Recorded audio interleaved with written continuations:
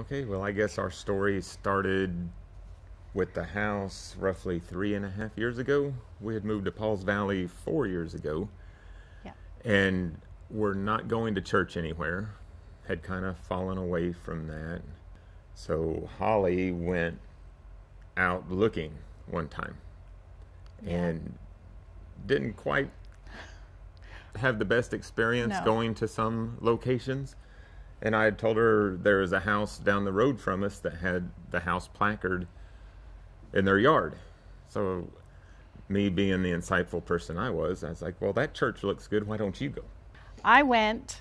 I was very, very nervous, but everybody was very welcoming.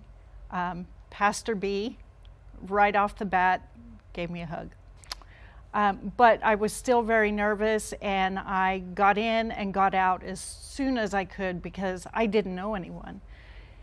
But I had been so starved for the Word, for fellowship, outside of our little family, that I decided it's now or never. I've got to start connecting with people. So I may have stood in, just outside of groups and kind of maybe eavesdropped, but through that I was able to form connections. And then Callie was very generous in inviting me to her women's group, and from there I met so many wonderful people, and I was able to form connections. And now the joke is that I'm a part of everything, but it comes from a place where I was so starved for connection. So I'm still maybe playing catch up in my connections. So the house offered that. It took me time to come here. Holly would say, I'm going to church. Do you want to come? And I was like, no, not today. And that just kept going on and on and on.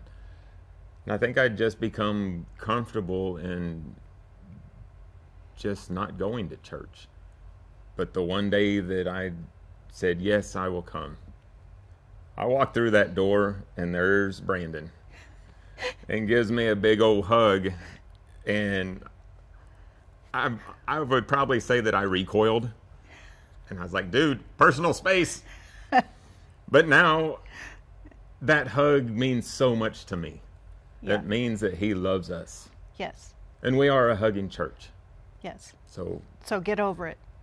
I love each and every one of you. Amen to that.